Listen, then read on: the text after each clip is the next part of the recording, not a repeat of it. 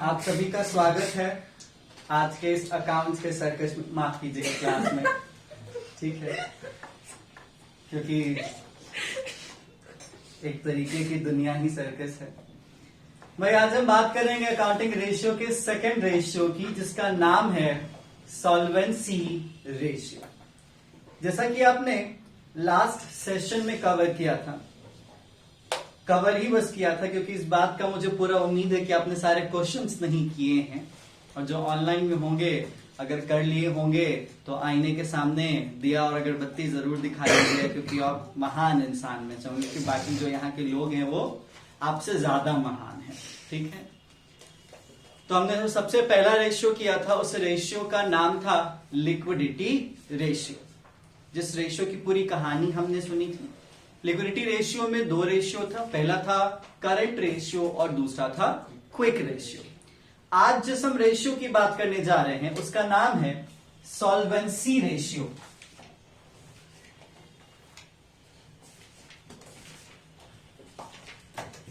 क्या नाम है? Solvency ratio. जैसा कि पहले सेशन से ही हमारी रिवायत रही है कि हम रेशियो में फॉर्मूले रटेंगे नहीं, हम कॉन्सेप्ट को समझेंगे और कॉन्सेप्ट को समझ के अपने आप से फॉर्मूले बनाएंगे यहां पे फॉर्मूला लिखने से पहले। ठीक है, अगर हम यहां पे लिखने से पहले फॉर्मूला बना रहे हैं मतलब हम समझ पा रहे हैं, और अगर हम नहीं बना पा रहे हैं मतलब हम नहीं समझ पा रहे हैं। तो चलिए उस पूरे प्रोसेस की शुरुआत करते हैं। हमें यहां पे सॉल्वेंसी रेशियो के बारे में बताया जा रहा है, तो हमें पहले सॉल्वेंसी जान लेना चाहिए, और सॉल्वेंसी से एक रेलेवेंट टर्म है जिसका नाम है इंसॉल्वेंसी, जो कि 11th में हमारे साथ रिश्ता बनाया था जर्नल एंट्री के वक्त। आपको याद होगा कि फला ने हमसे पैसे लिए थे और उससे 5 पैसे पर रुपए की रिकवरी हो गई है, क्योंकि उसने अपने आप को डिक्लेयर कर दिया है इंसॉल्वेंट। यही आपकी एक एंट्री रहा करती थी। तो सवाल है कि इंसॉल्वेंसी का मतलब क्या होता है। तो अगर कोई एक इंसान, दैट्स कॉल्ड इंडिविजुअल, और अगर कोई ऑर्गेनाइजेशन, दैट्स कॉल्ड कोई कंपनी हो सकती है, कोई इंस्टीट्यूशन हो सकती है, वो अगर कहती है कि मैं इंसॉल्वेंट हूं, इसका मतलब क्या है? अगर कोई दिवालिया होता है तो उसका इंपैक्ट क्या होता है? अगर कोई इंसॉल्वेंट होता है तो उसका इफेक्ट और इंपैक्ट क्या होता है? सिंपल सी बात है, जिस बात को हम समझते हैं कि अगर कोई दिवालिया होता है इसका मतलब यह है कि वो अपने सर पे जो कुछ लायबिलिटीज थी, जो कुछ ऑब्लिगेशन था, इन नट शेल कहा जाए तो जो डेब्ट था उसको पे करने में कैपेसिटेटिव नहीं है। मतलब अगर उसने किसी से पैसे लिए हैं और अगर उस पैसे को रिटर्न करने में वो समर्थ नहीं है, उसके सारे सोर्सेस ब्लॉक्ड हो गए हैं, अगर अपनी प्रॉपर्टीज भी बेच रहा है फिर भी वो वेल इनफ नहीं हो पा रहा है, उसकी अब एक कीमत तक नहीं बची है, अगर अपना नाम भी बेच दे स्टिल कुछ रिमेन रह जा रहा है, मतलब अगर वो वैल्यू लेस हो चुका है तो एक्चुअली वो क्या हो चुका है? इंसॉल्वेंट हो चुका है, वो दिवालिया हो चुका है। ठीक है, तो आप बताइए, अगर आप किसी कंपनी में पैसा लगाने जा रहे हैं, बीइंग अ इन्वेस्टर, अगर आप किसी को लोन देने जा रहे हैं, बीइंग अ डेटर और क्रेडिटर, जो भी आप अपने रोल में अपने आप को फिट करना चाहें, या तो आप लोन लें या तो आप लोन दें, अगर किसी में आप इन्वेस्ट करने जा रहे हैं तो आप ये देखेंगे ना उस कंपनी को कि वो कंपनी कितना लंबा चलेगी। अगर मैं उस कंपनी में लॉन्ग टर्म में पैसा लगाता हूं तो कंपनी उस पैसे का कितना लंबा इस्तेमाल कर पाएगी और उसकी जिंदगी कितनी लंबी चलेगी, क्योंकि आपको बताया जाता है कि आज का इन्वेस्ट किया गया 1 रुपया कल का वो 1000 करोड़ भी हो सकता है। अगर जिसने नेटफ्लिक्स में इनिशियल टाइम में अगर 1 लाख रुपए भी लगाए होंगे तो आज वो करोड़ों का मालिक होगा, कम से कम 50-60 करोड़ तो आराम से आज उसकी वैल्यूएशन होगी। जिसने रिलायंस पेट्रोकेमिकल्स में, रिलायंस इंडस्ट्रीज में इनिशियल कुछ सालों में अगर लाख रुपए लगाए होंगे तो आज आराम से वो 10 से 20 करोड़ रुपए का मालिक होगा। तो ये चीज आपको देखनी पड़ती है कि अगर आप कहीं पे पैसा लगा रहे हैं, किसी से अगर आपकी फाइनेंशियल रिलेशन बन रही है, किसी को उधार दे रहे हैं, तो आपको हर टाइम इस बात का ख्याल रहना चाहिए कि कहीं मेरा पैसा डूब तो ना जाए। और मेरे पैसे डूबने या ना डूबने की जो गारंटी होगी वो उस कंपनी के फाइनेंशियल स्टेटमेंट पे नजर आ रही होगी, और वो हम चेक कर पाएंगे किस तरीके से, ये देख के कि कंपनी सॉल्वेंट तो है ना। सॉल्वेंट का मतलब कंपनी लॉन्ग रन में, क्योंकि जब हम सॉल्वेंसी रेशियो की बात करते हैं तो हम लॉन्ग रन की बात करते हैं, लिक्विडिटी किसकी बात करता है, शॉर्ट रन की। तो हम सॉल्वेंसी रेशियो को पता करके ये देखते हैं कि कंपनी लॉन्ग रन में पैसा चुका सकती है या नहीं चुका सकती। क्योंकि अगर आप ये सोचेंगे कि भाई कंपनी के पास तो आज ही पैसे नहीं है, कल को कंपनी कैसे चुका सकती है, क्यों भाई?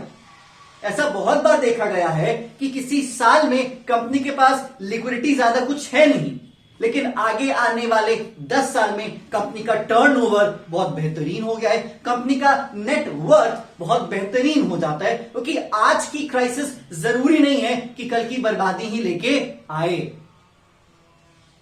क्यों? बीच में एयरटेल की हालत बड़ी पतली हो गई थी, लेकिन आज देखिए वो एयरटेल आराम से फ्लरिश कर रहा है, लेकिन उसके सर पे उधार अभी भी है और लोग उसके शेयर्स अभी भी खरीद रहे हैं। क्यों? इसका सिंपल सा रीजन है, क्योंकि उस कंपनी में सॉल्वेंसी दिख रही है। तो बात क्या हुई? सॉल्वेंसी रेशियो ये बताता है, सॉल्वेंसी रेशियो यही बताता है कि कंपनी अपने उधार चुका सकती है या नहीं चुका सकती। क्लियर क्या? ये सॉल्वेंसी रेशियो आपको बताएगा। अब वो उधार लॉन्ग टर्म में हो, ऑब्लिगेशन लॉन्ग टर्म में हो, या फिर लायबिलिटीज लॉन्ग टर्म में हो, ये चीज कॉमन माना जाना चाहिए। लेकिन सॉल्वेंसी रेशियो का अपना कोई फॉर्मूला नहीं होता। सॉल्वेंसी रेशियो में बहुत सारी चीजें चेक की जाती हैं। कौन कौन सी चीजें चेक की जाती हैं? जैसे अगर कंपनी दिवालिया होने के कगार पर है तो क्या वो प्रिंसिपल अमाउंट चुका सकती है? नहीं। अगर कंपनी दिवालिया होने के कगार पर होगी तो आपके भविष्य के इंटरेस्ट चुका पाएगी? नहीं। Which means all in all, अगर आप किसी कंपनी को उधार देते हो तो आप क्या चेक करोगे कि बस मैं प्रिंसिपल आ जाए कि ना आ जाए? आप क्या चेक करोगे? चलो भाई प्रिंसिपल छोड़ो, मेरा ब्याज आ जाए कि ना आ जाए। आपको इंटरेस्ट किस में होगा? दोनों में, किसी एक में? दोनों में।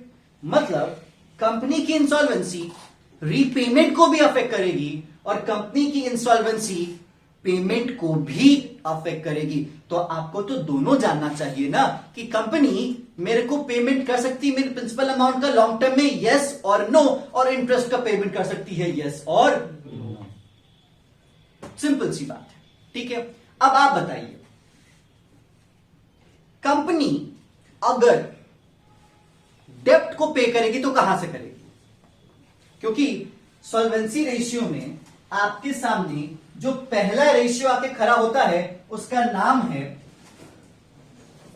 डेप्ट इक्विटी रेशियो। ठीक है, अपने पेन को आराम दे दे और किताबों को बंद कर ले और अपनी आंखें इधर रखें, ज्यादा बेहतर होगा। ठीक है, सबसे बड़ा सवाल होता है कि कंपनी डेब्ट कहां से चुकाती है। आपको तो बताया गया है ना, जब आपने क्लास 11th में कंपनी के बारे में पढ़ा, आपने क्लास 12th में कंपनी अकाउंट के बारे में पढ़ा, तो आपको बताया है मैंने कि अगर कंपनी लिक्विडेशन के लिए जाती है, अगर कंपनी दिवालिया अपने आप को घोषित करती है, तो उससे पहले उसको अपने सारे डेब्ट्स को पे ऑफ करना होता है, और अगर वो नहीं पे ऑफ करवाती तभी जाकर कहती कि भाई देखो हम दिवालिया हो गए। अदरवाइज दिवालिया का सर्टिफिकेट हर केस में नहीं दिया जाता। दिवालिया का मतलब क्या? अब बैलेंस शीट में नजर डालिएगा, पुराने वाले बैलेंस शीट की मैं बात कर रहा हूं। एक तरफ आपकी लायबिलिटी और एक तरफ आपका असेट। एक्चुअली दोनों क्या होते हैं? इक्वल होते हैं। जिस दिन वो अनइक्वल होना शुरू हो जाएंगे उस दिन सवाल खड़ा हो जाएगा कि कंपनी की सॉल्वेंसी के हालात क्या चल रहे हैं। क्योंकि आप यही देखते हो ना, क्योंकि कंपनी पे बाहरी लोगों का भी बोझ और कंपनी पे अपने अंदर के मालिकों का भी बोझ, क्योंकि दोनों बोझ है सर, कोई एक बोझ नहीं है। और हम यहां पे सॉल्वेंसी बिजनेसमैन का चेक कर रहे हैं नहीं, हम यहां पे सॉल्वेंसी कंपनी का चेक कर रहे हैं और कंपनी की लायबिलिटीज में आपको बताया गया है कि शेयर होल्डर्स फंड में इक्विटी शेयर कैपिटल और प्रेफरेंस शेयर कैपिटल, इसी के नीचे आपके आएंगे नॉन करेंट लायबिलिटीज आएंगे ना। इसी नॉन करेंट लायबिलिटीज में आपके सामने आएगा ना लोन, डिबेंचर्स आएंगे कि नहीं आएंगे। तो ये जो आपके सामने इसी में लोन है या डिबेंचर्स हैं, ये सब कंपनी के सर पे क्या है, लायबिलिटी है। और हम इन्हीं एसेट्स के दम पे देखते हैं कि कंपनी अपने एसेट्स को लायबिलिटी के इक्वल ला पा रही है या नहीं ला पा रही है। अगर भाई नहीं ला पा रही है, विच मीन्स कंपनी की सॉल्वेंसी पे अभी भी हमें यकीन करना नहीं चाहिए। अभी भी हमें कंपनी की सॉल्वेंसी पे यकीन करना नहीं चाहिए, क्योंकि यहां पे अगर सारे एसेट्स को भी बेच दे तो कोई ना कोई यहां पे बिना पैसा लिए जाएगा ही जाएगा। और कौन जाएगा बिना पैसा लिए? इक्विटी वाले ना। तो अब देखो, समझिएगा इस बात को। एक छोटी सी कहानी कुछ ऐसी है कि एक कंपनी है जिस कंपनी का नाम सुमो लिमिटेड है। क्या एक कंपनी है जिस कंपनी का नाम सुमो लिमिटेड, ठीक है। इस कंपनी ने पंजाब नेशनल बैंक से लिया लोन, ठीक है। और साथ ही साथ इसने पब्लिक डिपॉजिट्स भी एक्वायर किया और इसने डिबेंचर्स भी इश्यू किए थे। तो एक्चुअली सुमो लिमिटेड पे इन तीनों की लायबिलिटी बन गई। ये लोन भी लॉन्ग टर्म का, पब्लिक डिपॉजिट भी लॉन्ग टर्म की रही और डिबेंचर तो खैर लॉन्ग टर्म के सोर्सेज में ही आता है, ठीक है। सुमो लिमिटेड खुद कंपनी चल के गई होगी इसके पास, कंपनी चल के गई होगी, विच मीन्स कंपनी के डायरेक्टर्स चल के गए होंगे। लेकिन उन डायरेक्टर्स को इन लोन की परमिशन उनके मालिकों ने दी होगी। दैट्स कॉल्ड इसी कंपनी के शेयर होल्डर्स। इन्होंने भी तो पैसा लगाया होगा ना, कि नहीं लगाया होगा? इन्होंने भी प्रॉपरली पैसा लगाया होगा, जिस पैसे को हम क्या कहेंगे? इक्विटी। जिस पैसे को हम क्या कहेंगे? इक्विटी। और इस पैसे को हम क्या कहेंगे? डेप्ट। इस पैसे को हम क्या कहेंगे? डेप्ट। और इस पैसे को हम क्या कहेंगे? इक्विटी। अब अगर यही कंपनी किसी नए पार्टी से लोन मांगने जाती है, यही सुमो लिमिटेड किसी नई पार्टी से, किसी नई बैंक से और लोन मांगने जाती है, तो पार्टी देखेगी कि आपके पास एग्जिस्टिंग कितना उधार है और आपके मालिकों ने कितना पैसा आपके पूरी पूंजी में लगाया है। क्योंकि आपको पता होना चाहिए, जब हम कैपिटल को कैलकुलेट करते हैं तो हम इन दोनों पैसों को मार्क करते हैं कि नहीं करते हैं? Right or wrong? When we need to calculate the amount which is invested in the business in the form of capital, we need to add equity, along with we need to add debts as well. Clear? क्योंकि ये दोनों पूंजी है sir. अब क्योंकि ये पूंजी या तो ओनर्स फंड हो सकती है या तो बोरोड फंड हो सकती है, दोनों फंड में ही आएगा। ऐसा नहीं है कि फंड में नहीं आएगा। तो जो नए पार्टी जो लोन देंगे वो ये जानने में इंटरेस्टेड होंगे कि कंपनी की पूरी कैपिटल में मालिक का अभी तक कितना लगा है और बाहरी लोगों का कितना लगा है। सर वो ये क्यों देखेंगे? उनको तो ये देखना चाहिए था ना कि कंपनी को प्रॉफिट हो रहा है या कंपनी को प्रॉफिट नहीं हो रहा। वो ये जानने में क्यों इंटरेस्टेड हैं कि बाहरी का अभी तक कितना लग चुका है और मालिकों का कितना लग चुका है? समझिएगा, अगर मालिकों ने कम लगाया है तो क्यों कम लगाया भाई? क्योंकि अगर आप ये क्लेम करते हो कि आपकी कंपनी फ्यूचर में बहुत ज्यादा ग्रोथ करेगी तो आपको फायदा नहीं चाहिए, आपको भी तो अपना पैसा लगाना चाहिए, राइट और रॉन्ग? ये तो वैलिड मैटर है ना, ठीक है। हाँ, मानता हूं कि इंसानों की लिमिटेशंस हो सकती है, सब अपने पॉकेट से कितना लगाएंगे, लेकिन आपको लगाना चाहिए। सवाल है कि अगर आपने पैसा बाहर से लिया है और कुछ ज्यादा ही ले लिया है, अगर आपने पैसा बाहर से लिया है और कुछ ज्यादा ही ले लिया है, तो आपको नहीं लगता कि उस कंपनी पे फिक्स लायबिलिटी बहुत ज्यादा होगी?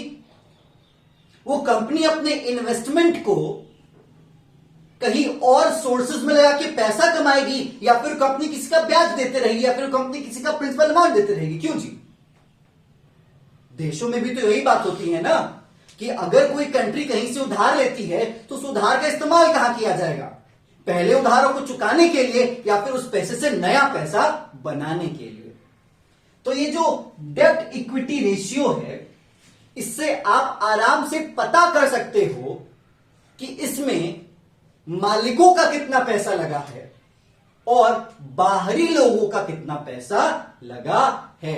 आपको याद होगा, ये रेशियो आप पहली बार नहीं पढ़ रहे हैं, आपने इसी क्लास 12th में बिजनेस स्टडीज के chapter number 9 that's called financial management वाले चैप्टर में इसको पढ़ा है, क्योंकि वहां पे आपको बताया गया था कि हमें यह देखना चाहिए कि मेरे पूरे कैपिटल में कितना हिस्सा डेब्ट का है और कितना हिस्सा इक्विटी का है। आपको बताया यह भी गया था कि ज्यादा डेब्ट होना भी अच्छा नहीं है सर, और कम डेब्ट होना भी अच्छा नहीं है।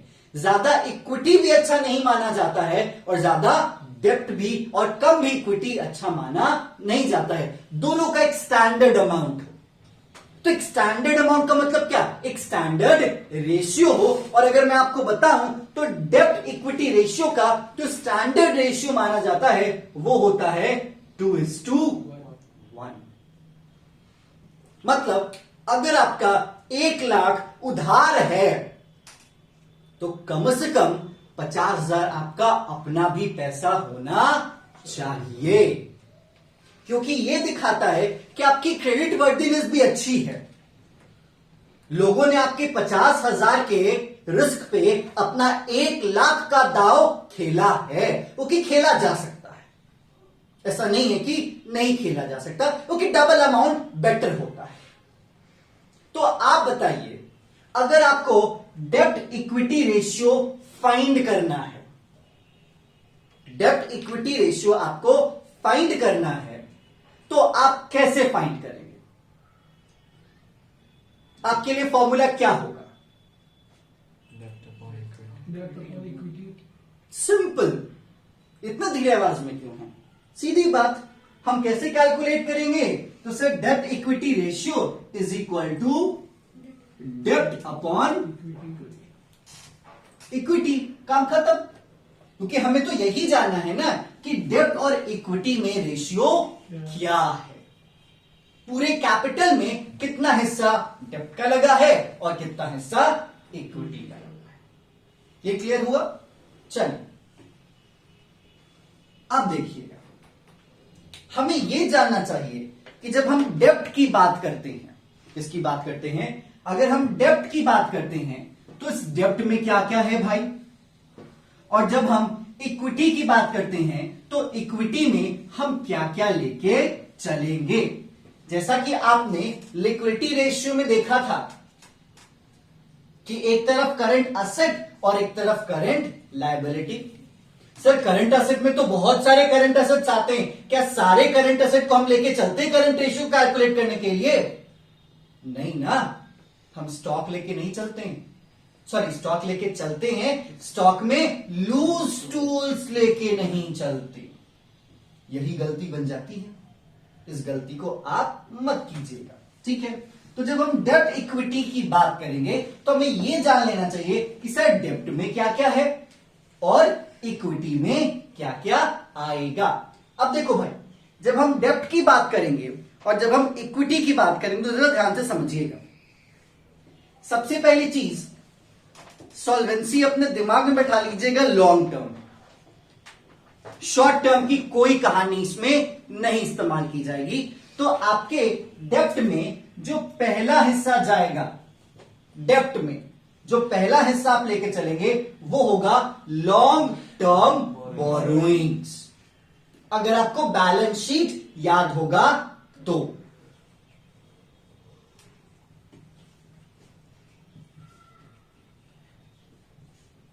इस लॉन्ग टर्म बोरोइंग के साथ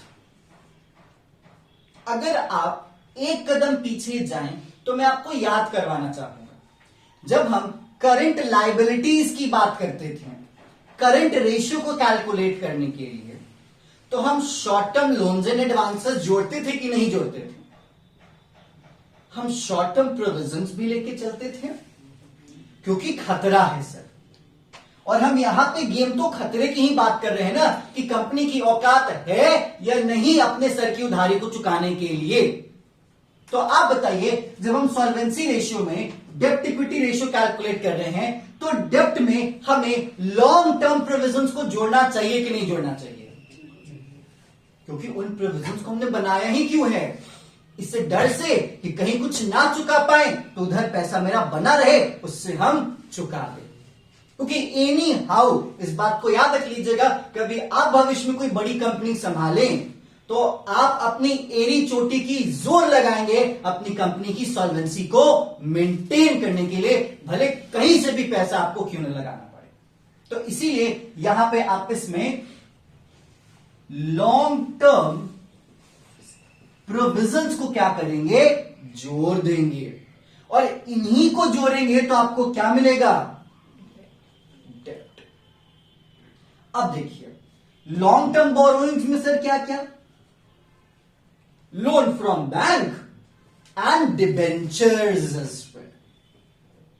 क्योंकि लॉन्ग टर्म बोरोइंग सीधी बात, ऐसा पैसा जो कि मेरे लंबे समय के लिए एक वेग टर्म है, समझिएगा, ये क्या है? एक वेग टर्म है। इसमें पब्लिक डिपॉजिट भी आएगा, इसमें लोन फ्रॉम बैंक भी आएगा, इसमें डिबेंचर भी आएगा, कोई बस एक चीज नहीं आएगी। तो इस बात का थोड़ा सा खासा ध्यान रखें कि जब मेरे सामने क्वेश्चन हो और क्वेश्चन में लॉन्ग टर्म बोरोइंग भी दिया रहे और डिबेंचर्स भी है और पब्लिक डिपॉजिट भी, तो हम किसको लेके चलेंगे? लॉन्ग टर्म बोरोइंग को लेके चलेंगे। और अगर ना दिया रहे, कोई एक ही दिया रहे, तो हम उस एक ही को लेके चलेंगे। ये बात क्लियर हुई कि डेब्ट इज इक्वल टू आपके सामने क्या बनेगा? Long term borrowing plus long term provision. ठीक है, ये सब लॉन्ग टर्म होंगे। और इसमें क्या क्या होगा देखिएगा, एक तो डिबेंचर, दूसरा बैंक लोन, तीसरा पब्लिक डिपॉजिट। इसके साथ साथ आप याद रख लीजिएगा कि जब हम लोन्स की बात करेंगे, बोरोइंग की बात करेंगे, तो बोरोइंग दो तरीके के होंगे, सिक्योर्ड भी होंगे और अनसिक्योर्ड भी होंगे। क्योंकि क्वेश्चन में देने को सर कुछ भी दे सकते हैं, क्योंकि क्वेश्चन आपकी बजाएगा ऐसे ही, क्वेश्चन आपके कॉन्सेप्ट्स पे नहीं बजाता, वो वर्ड्स बजाता है। अगर क्वेश्चन में ये है अनसिक्योर्ड लोन, तो आप उसको बैंक लोन के तरीके से ट्रीट कर लीजिए। सिक्योर्ड लोन तो उसका एक और वर्ड आ जाता है जिसका नाम है मॉर्गेज लोन। सिक्योर्ड लोन, उसके लिए एक और वर्ड हो जाता है, दैट्स कॉल्ड मॉर्गेज लोन। तो डिबेंचर हो, मॉर्गेज लोन हो, बैंक लोन हो, पब्लिक डिपॉजिट हो, ये सब आपके लॉन्ग टर्म बोरोइंग का हिस्सा है। ये मत खोजिएगा sir long term bank loan तो नहीं बोला था, बैंक लोन तो शॉर्ट टर्म में भी होता है। नहीं जी, शॉर्ट टर्म के लिए खुला लिख देते हैं, short term loans and advances. जब वो चुप्पी साधे हुए हो इन क्वेश्चंस में, तो आप क्या मानेंगे? Long term. ये समझ में आया? यहां पर डेब्ट की कहानी खत्म होती है। इसके बाद हम बात करेंगे इक्विटी की। देखो भाई, जब हम इक्विटी की बात करेंगे तो आप क्या समझेंगे बताइएगा, और आप अपने मन में ही इवैल्यूएट कर लीजिएगा कि आप यहां पे मिस कर गए या नहीं मिस करें। जरा ईमानदारी से मुझे बताइएगा इस कॉन्सेप्ट को बताने के बाद। इक्विटी में बस इक्विटी शेयर कैपिटल और प्रेफरेंस शेयर कैपिटल ही नहीं आते हैं सर। इस इक्विटी का मतलब है शेयर होल्डर्स फंड।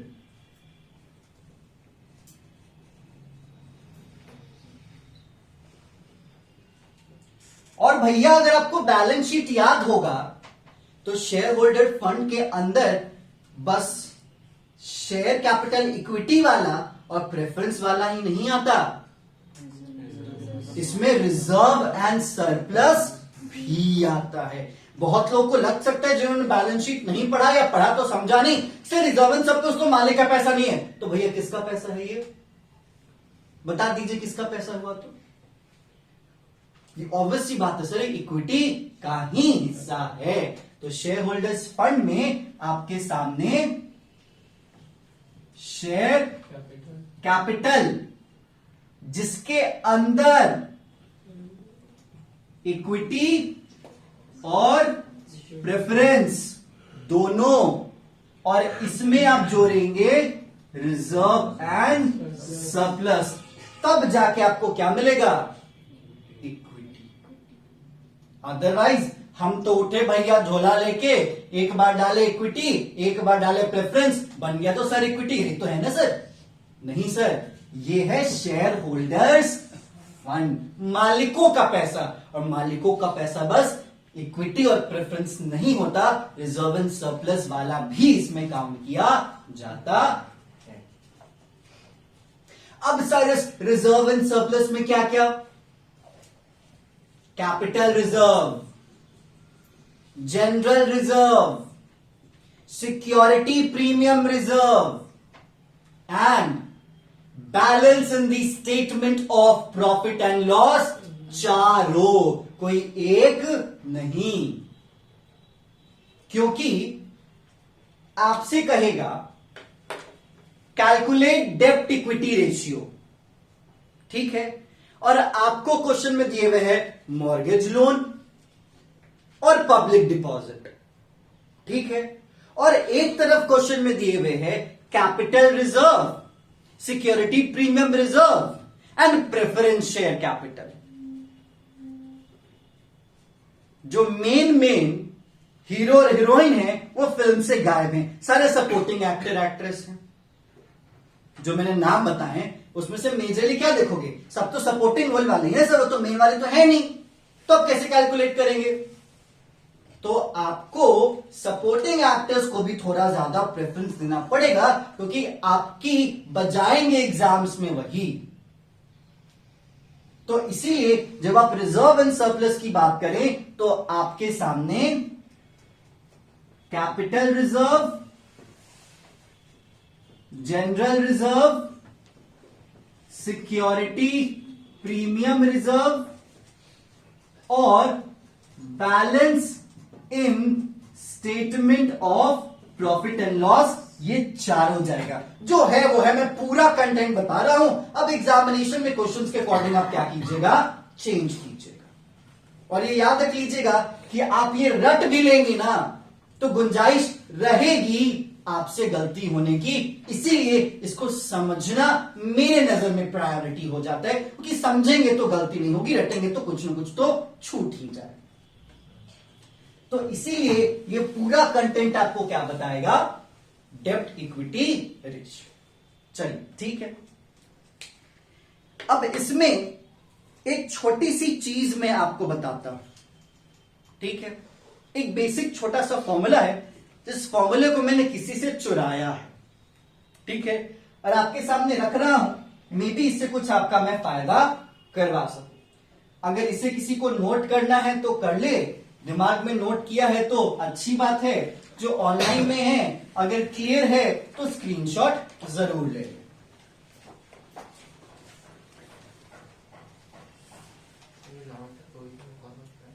क्या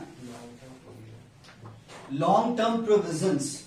प्रोविजन पता है क्या होता है?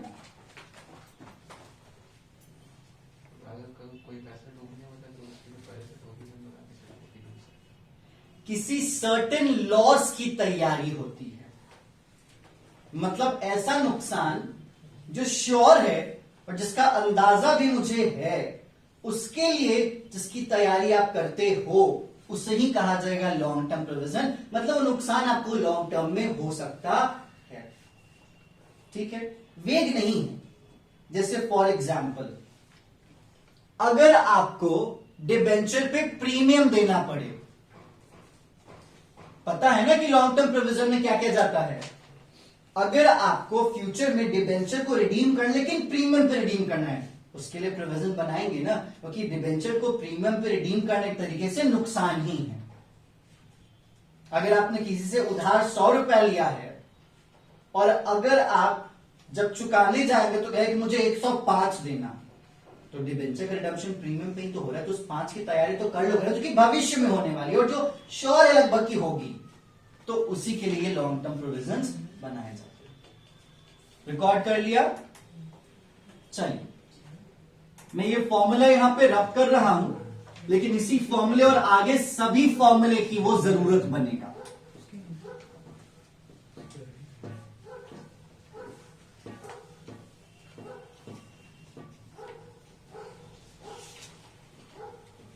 देखो भैया, हम बात करेंगे कैपिटल एम्प्लॉयड की। किसकी बात करेंगे हम? Capital employed.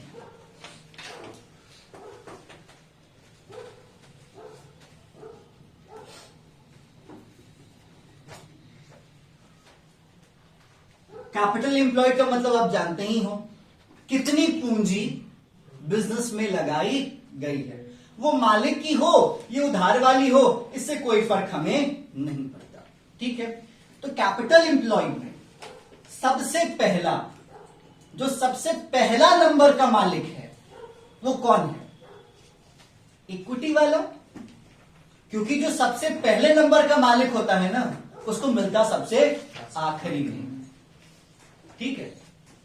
तो सबसे पहला आपका इक्विटी वाला, ठीक है। उसके बाद दूसरे नंबर वाला मालिक प्रेफरेंस, उसके बाद इन दोनों मालिकों का कोई पैसा, रिजर्व एंड सरप्लस। फिर कुछ ऐसे असेट जो कि मालिकों के हैं लेकिन वो असेट नहीं भी हैं, फिक्टिशियस एसेट्स।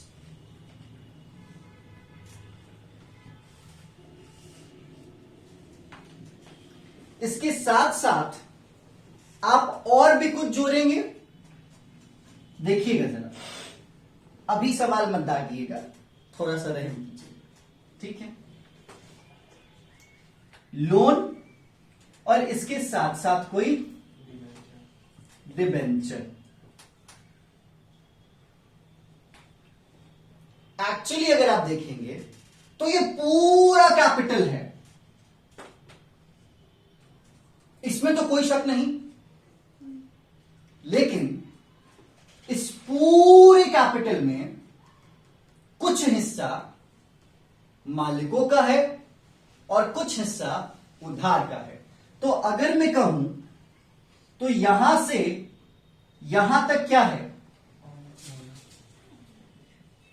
Equity, right. और यही एक छोटा सा हिस्सा तो डेब्ट है, और यही है आपका डेब्ट इक्विटी। ये लाइन बड़े काम की है सर, जिनको बैलेंस शीट की सीक्वेंस याद होगी वो शायद इसको इमेजिन कर पा रहे होंगे कि तो पूरा सेट सीक्वेंस में इस चीज को रखा गया है। क्लियर? तो यहां पर डेब्ट इक्विटी रेशियो की कहानी होती है खत्म। तो डेब्ट इक्विटी रेशियो का फॉर्मूला क्या? डेब्ट अपॉन इक्विटी। डेब्ट में हम क्या क्या लेके चलेंगे?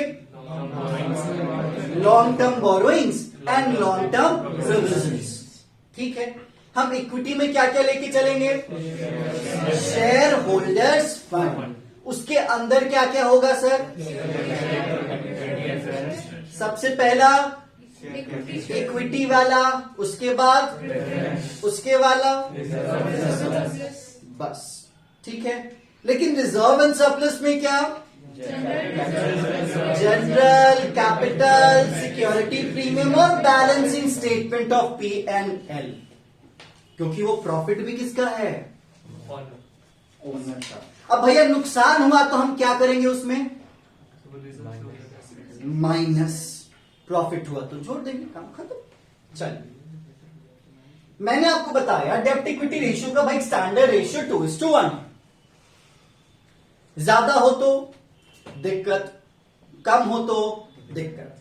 जैसे यहां पे सिंपल सी बात है कि अगर डेब्ट इक्विटी रेशियो हाई हुआ, अगर डेब्ट इक्विटी रेशियो हाई हुआ तो it's quite weird, but matter is that ये वियर्ड क्यों होता है? तो कुछ मेरे तरफ से पॉइंटर्स हैं, जिन पॉइंटर्स को मैंने मेंशन किया, मैं आपको बताता हूं। सबसे पहली चीज, ये ओनरशिप का बड़ा गेम हो जाता है। ये ओनरशिप का बड़ा गेम हो जाता है। जैसे फॉर एग्जाम्पल मैं आपको बताता हूं कि अगर आप सरकार बना रहे हैं, ठीक है, और अगर आपके पास पूरी तरीके से मैंडेट नहीं है तो आप एक सरकार बनाएंगे, वो बन सकता है जिस सरकार का नाम होता है गठबंधन की सरकार, ठीक है। और जिसने आपको समर्थन दिया है वो बार बार आपको डराएगा आपके कामों में, समर्थन वापस ले लेंगे, चला लेना, राइट ना? तो ये वही वाली सरकार है। ये ठहरे आप मालिक के तरीके से सोचेंगे, क्योंकि कॉमर्स लिया है नौकर बनने के लिए, क्या मालिक बनने के लिए, ठीक है। तो ये रहे आप। और अगर ये लोग ज्यादा होते गए तो कहेंगे ऐसे नहीं, ऐसे करो, मेरा पैसा लगा है, यहां नहीं वहां लगाओ, मेरा पैसा लगा है। वो तुम पे इतना चढ़ेंगे कि तुम अपनी ओनरशिप एक तरीके से डाइल्यूट करते जाओगे। मतलब ओनरशिप नहीं, मैनेजमेंट में जो कंट्रोल पावर है वो डाइल्यूट करते जाओगे। आपको लगेगा ही नहीं कि आप ही मालिक हो क्या भैया, क्योंकि डिसीजन तो आप नहीं लोगे, क्योंकि डिसीजन लेने में कोई नहीं जाता, कुछ नहीं जाता। बात आती है कि उस डिसीजन में आप क्या डिसीजन लोगे, यहां पे पैसा लगाना है, वहां पे पैसा नहीं लगाना। और जब वही कहेगा हम देंगे नहीं, लगाओ, कहां लगाओगे, क्या कर पाओगे? कुछ नहीं कर पाओगे। So if you want to maintain the controlling power, if you want to maintain the decisive power in the management, you should maintain debt equity ratio in this standard format. You should not increase the debt equity ratio. Plus, आपको मालिक ज्यादा नहीं बढ़ाना है, आपको मालिक भी ज्यादा नहीं बढ़ाना है, तो आपको इसी लेवल पे रखना पड़ेगा। इस बात को आप समझिएगा।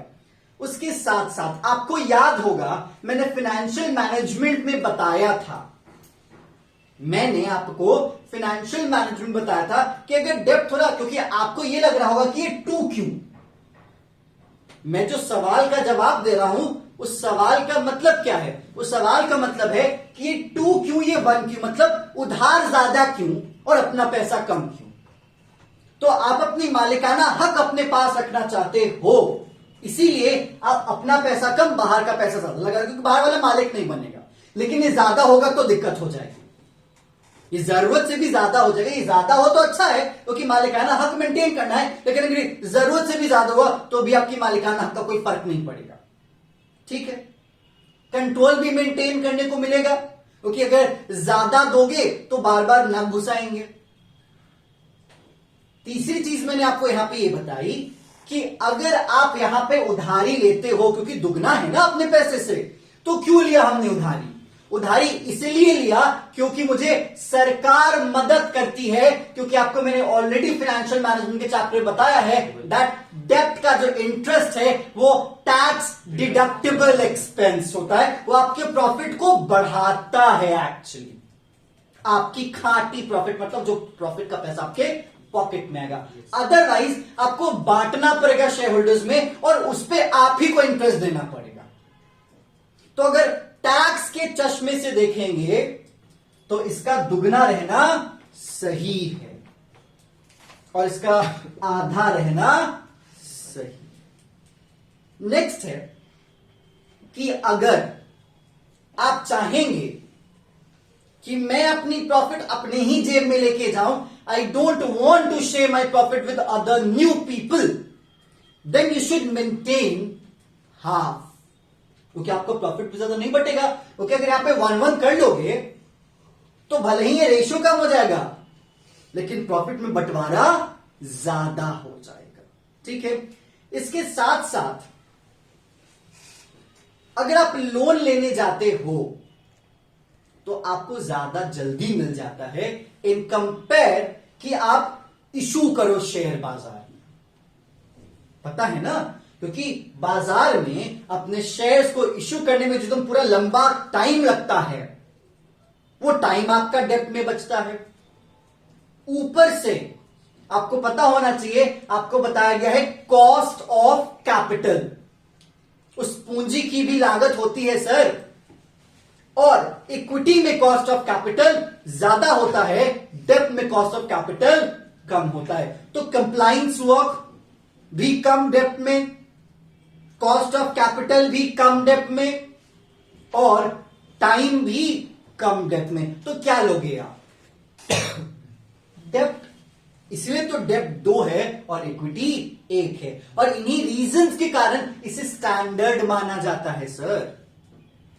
अदरवाइज आप जो मानो वो अच्छा है, तो इससे नीचे भी अच्छा नहीं और इसके ऊपर भी अच्छा नहीं माना जाएगा। तो यहीं पे आपका डेब्ट इक्विटी रेशियो की पूरी कहानी क्या हो जाती है, खत्म। क्योंकि सबसे बेसिक है और सीबीएसई जनरली गेम डेब्ट इक्विटी रेशियो पे खेलता है, इसलिए मैंने इस पर थोड़ा ज्यादा टाइम दिया, आगे की चीजों पे ज्यादा टाइम आपका नहीं जाएगा। तो चलिए, यहां पे आपका डेब्ट इक्विटी रेशियो का सेशन होता है ओवर। एक दो कुछ क्वेश्चंस हैं तो उन क्वेश्चंस को देख लीजिए, बन जाता है तो अच्छी बात है, नहीं तो कोई दिक्कत नहीं। And stay tune for the next session, जिस नेक्स्ट सेशन में हम कवर करने वाले हैं सेकंड सॉल्वेंसी रेशियो की, जिसका नाम है टोटल असेट टू डेब्ट रेशियो। So stay tune.